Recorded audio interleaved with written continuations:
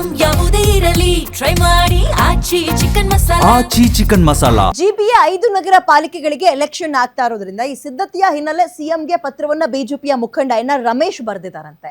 ಚುನಾವಣೆಗೂ ಮುನ್ನ ಮೂಲಭೂತ ಸೌಕರ್ಯಗಳನ್ನ ಕಲ್ಪಿಸಿಕೊಡಿ, ಕೇಂದ್ರ ಕಚೇರಿ ಕಟ್ಟಡಗಳ ನಿರ್ಮಾಣವನ್ನ ಪೂರ್ಣಗೊಳಿಸಿ ಅಂತ ಸಿಎಂಗೆ ಬಿಜೆಪಿ ಲೀಡರ್, ಮಾಜಿ ಬಿಜೆಪಿ ನಾಯಕ ಎನ್.ಆರ್. ರಮೇಶ್ ಇದೀಗ ಪತ್ರ ಬರೆದಿದ್ದಾರೆ. ಪ್ರತಿ ಪಾಲಿಕೆಗೆ ಕನಿಷ್ಠ 200 ರಿಂದ 250 ವಾಹನ ನಿಲುಗಡೆಗೆ ಅಂದ್ರೆ ಪಾರ್ಕಿಂಗ್ ವ್ಯವಸ್ಥೆ ಆಗಬೇಕು.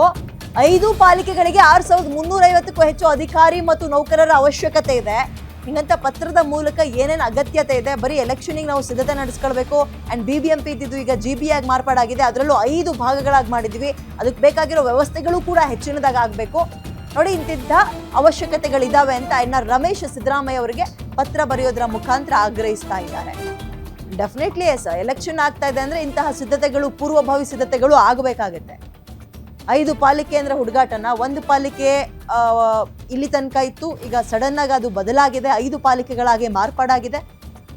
5 ಪಾಲಿಕೆಗಳಿಗೆ ಬೇಕಾಗಿರುವಂತಹ ವ್ಯವಸ್ಥೆಗಳನ್ನ ಕಲ್ಪಿಸ್ಬೇಕಲ್ವಾ, ಹಾಗಾಗಿ ಸಿದ್ಧತೆಗಳನ್ನ ಚುರುಕುಗೊಳಿಸಿ ಅಂತ ಎನ್.ಆರ್. ರಮೇಶ್ ಸಿಎಂಗೆ ಪತ್ರವನ್ನ ಬರೆದಿದ್ದಾರೆ.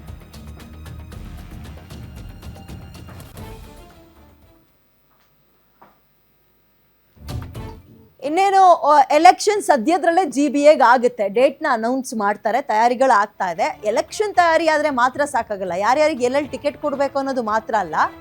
ಈಗ ಬೆಂಗಳೂರು ಬೆಂಗಳೂರು ಪೂರ್ವ, ಪಶ್ಚಿಮ, ಉತ್ತರ, ದಕ್ಷಿಣ ಮತ್ತು ಕೇಂದ್ರ ಭಾಗ ಅಂತ ಮಾಡಿದಾರಲ್ಲ, 5 ಪಾಲಿಕೆಗಳಾದಾಗ 5 ಪಾಲಿಕೆಗಳಿಗೆ ಬೇಕಾಗಿರುವಂತಹ ಕಟ್ಟಡಗಳಾಗಿರ್ಬೋದು, ಬೇರೆ ಬೇರೆ ಫೆಸಿಲಿಟೀಸ್ಗಳಾಗಿರ್ಬೋದು, ಪಾರ್ಕಿಂಗ್ ವ್ಯವಸ್ಥೆ ಆಗಿರ್ಬೋದು, ಇವೆಲ್ಲವೂ ಕೂಡ ಇನ್ನೂ ಆರಂಭವೇ ಆಗಿಲ್ಲ. ದಯವಿಟ್ಟು ಈ ಕಡೆ ಗಮನವನ್ನು ಹರಿಸಿ ಅಂತ ಬಿಜೆಪಿಯ ಎನ್.ಆರ್. ರಮೇಶ್ ಸಿಎಂಗೆ ಪತ್ರದ ಮುಖಾಂತರ ಆಗ್ರಹಿಸ್ತಾ ಇದ್ದಾರೆ ಅಥವಾ ಕೇಳ್ಕೊಂಡಿದ್ದಾರೆ. ಇದನ್ನ ಎಷ್ಟರ ಮಟ್ಟಿಗೆ ಗಂಭೀರವಾಗಿ ತಗೊಂಡು ಆದಷ್ಟು ಬೇಗ ಈ ಕೆಲಸಗಳಿಗೆ ಚುರುಕು ಮುಟ್ಟಿಸುತ್ತೆ ಕಾಂಗ್ರೆಸ್ ಸರ್ಕಾರ ಅಥವಾ ಸಿದ್ದರಾಮಯ್ಯ, ಕಾದು ನೋಡಬೇಕು.